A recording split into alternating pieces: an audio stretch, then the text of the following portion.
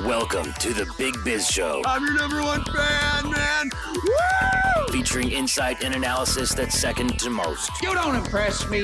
With Russ T. Nails. Boogly boogly doo. And Sully something. You think he's a real man while you're being tucked in. Taking a professional look at the markets and investing and stuff through bloodshot eyes. Ladies and gentlemen, it's just gibberish. Now, here's Russ and Sully.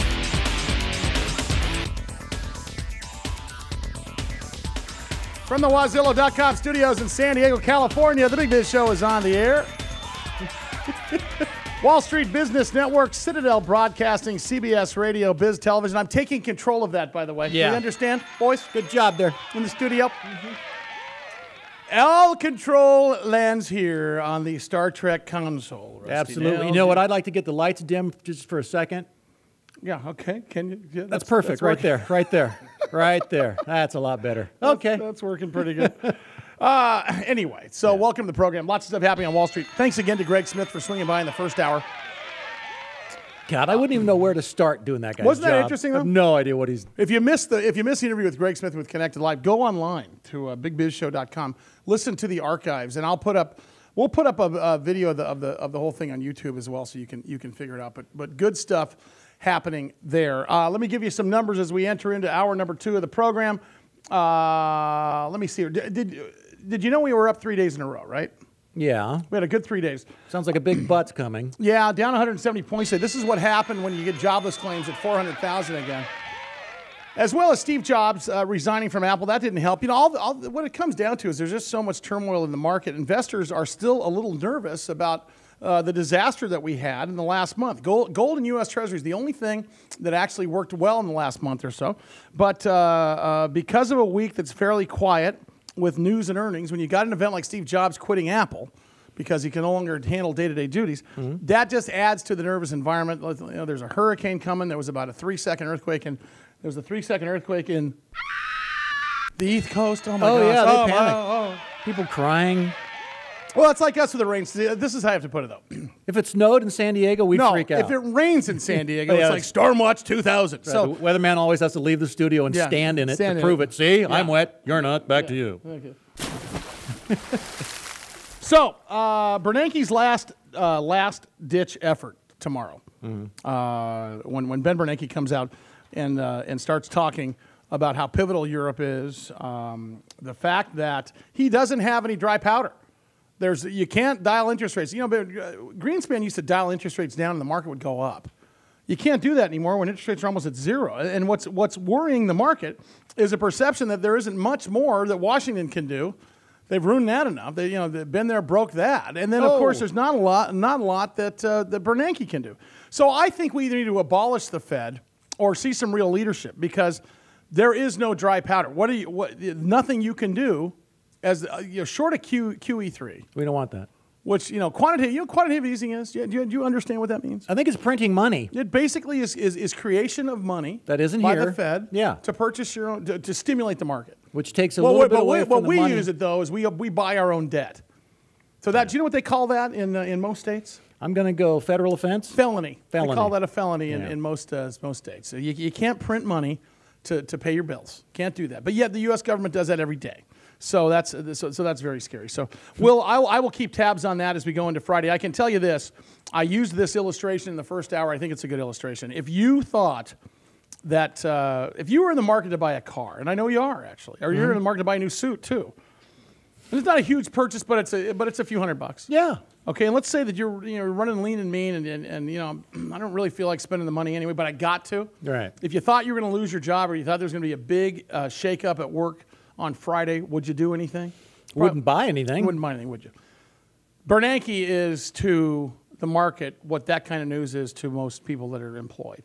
People are going to get out today. They're getting on the sidelines and waiting. There's not a lot Pulling of a little money out. That's what happened there. I wouldn't anticipate anything happening on Wall Street until after he talks tomorrow, and then you're going to see a reaction. You will see a reaction, whether it be good or bad, but you will see a reaction tomorrow. So whether that's a positive or a negative, I can't tell you, but I'm not excited about it.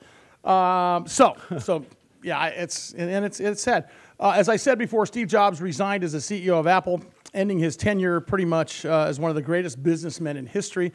14 years he's taken Apple from a deadbeat company, and I mean that. Garage.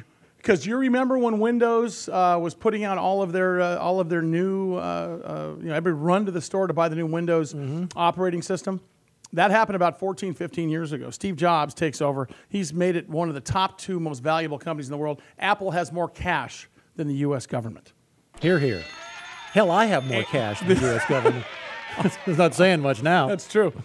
So he's 56 years old. He's been battling serious medical issues for a year. Most people think it's cancer. Yeah. That's really what's causing his resignation, is he's sick. He survived pancreatic cancer, which has a 90% mortality rate. He's been on the medical leave from Apple since January for an undisclosed condition. Let's face it, the poor guy's sick.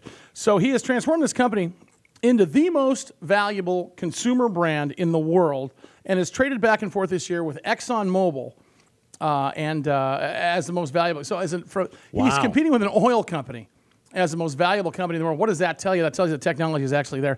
Even though Jobs is out of the day-to-day operations, he will still be the chairman of the board of directors, which serves at the pleasure of the shareholders, meaning that he's still going to call the shots from where he's at. But best of luck to Steve Jobs. I know you got married to Apple. And the reason I say that is you don't just buy stock, you marry it. I took it out a couple weekends down to Palm Springs for a little fling, and yeah, we married up. And that I'm not letting her go. Yeah, I know. A little bit. Didn't you? So I peeled back a few. Yeah, and you made money on it. Well, I didn't buy that many because I'm not that rich, but I got in when it was like $140 or something, wasn't it? Okay. Which I'm proud of. I'm not really sure. Because I used a Mac, because I was a PC guy, and I finally used a Mac. I'm like, oh my, or I got the iPhone, I think it was. Like, this phone's smarter than me. It's the greatest, knows what I wanted to do. It's the greatest invention that we have, and continues to be. I'll take it. All right. A couple of weeks ago, we broadcast live at the San Diego Investment Conference, and it was a terrific. It was a terrific venue. We interviewed a bunch of small cap companies, which we don't do a lot. We do them infrequently, maybe every couple of weeks, but we got to do a bunch. Patrick Howell is the founder and the director there. Patrick joins us in studio. What's up, brother? How are you? Brother Sully, how you doing, man? Good to see you. Nice to see you, too. Tell me about, for the people that weren't able to listen that day, tell us about the conference and what you guys do. Well, you were on our home turf last time, and I'm glad to be here on your home turf. Good it was to have great you. having you guys out there. Yeah, you've never been in the studio, have you? No, You're in the other old crunky studio, aren't you? No, actually, I was there one time. Yeah. I came out there with T3 This Motion. is way better, isn't it? This is beautiful. This Thank is you, a nice outlet. Chris Janicus, Thank you. Curtis Matovich, Set Design Emmy. Dr. nominee. Fix-It. Can we get a Set Design Emmy? Can I get my name on that? Yeah. Anything. Yeah. Give me a kid named after Emmy with my name on it. I don't care. I want something. Anyway, so you guys put together these investment conferences to bring investors and companies together, correct? Exactly. We do a capital markets forum. Where we've got buyer and seller, basically companies that are looking to get exposure to the financial community throughout Southern California, parts of the nation. The financial community, in our case, consists of institutional investors, hedge funds, private equity funds, broker-dealers, investment Do you ever look at banking private consultants. companies or is this public Yes, companies? we do. 40% of who we look at are private companies. See, that's amazing because it's tough to raise money these days. And the fact of the matter is, I think I saw more investors there than actual companies presenting there last time. Which tells you something is that the money, there's money to invest, correct? People are very hesitant, but if they get the story and they get the story right, they get a good story. Like one of the private companies that we looked at was Ovogene Oncology out of Irvine, and they're doing cancer diagnostic at a molecular level. And these guys have had a really good success story at raising cash. Yeah. They had a previous go around as another company that did they bought it out at about $4 million. They sold it off at about $40 million. Yeah. They retired that company, sold it off, and now they're sitting there at it. They're at it again, refining the technology. Yeah. So when people sit there and get a story like that, and Yeah. the guys are old, they're the old Yale, Harvards, or whatever. They're going out there and selling. They're doing a great job. And when they're, the other thing too is it translates better to investors when you have different type of investors in the room, because I think it's tough for a company that's either, for example, we had oil and gas, a lot of mining companies that we've interviewed. Those sometimes only translate to the specific investors that only invest in that kind of stuff. It's great to see them reaching a bigger audience. We had a lot of gold people on that show. Yeah, it was a resource conference. Gold is hot right now. Yeah, it is. Yeah, and I believe we're gonna cover a couple of those companies that we did in the future. Remember the guy from Mosquito? Remember he created our new bumper sticker? Absolutely. I still have a bite right here from that. It's called company. Don't Trust Happiness. Don't Trust Happiness. What was his name? Do you remember his name? Blake. I can't. Dry wit, funny as heck. Yeah, I love that. I can't. I didn't that guy expect was that awesome. out of him. Yeah. He was a great He guest. loved you. Aberdeen International loved you guys as well. I talked to David Stein on the phone today. We had them on the air last week. That's the publicly traded company that invests in other publicly traded companies. So it's good stuff. So listen, I'm going to keep you here for just a second, but I want you to tell me a little bit about where you guys are going next, because we want to join you. Okay. Well, we're coming out to Newport Beach. We joined forces with Allen Stone and Company. Allen Stone is a venerated... It's a research company. Wall Street Research. Right. Absolutely. They write research. Yep. Venerated presence on Wall Street. We joined forces with him. He's had a presence throughout the country right now with some of these conferences for over... 20 years? Yeah. And so we're going to be joining forces with him. We're going to be out at the Pacific Club. We're going to do what's called the West Coast Wall Street Conference. And we'll be there. October 5th. October 5th. We'll be there. I'm ready. All right, buddy. Patrick, thank you so much, man. Thank What's you, the brother. website people can see you at? www.sandiegoinvestmentconference.com. SanDiegoInvestmentConference.com. All right, Patrick Howell. There you go, bud. Before you go, Yes, sir. take your hat off real quick. No, don't take it. Don't take it. Don't do it. We're going to do that. Don't do it. Russ and Sully, Big Biz Show, BigBizShow.com. We're going to join Paul David Walker, author of the book Unleashing Genius, after the break. Stand by. Ow, wow, wait a second, man.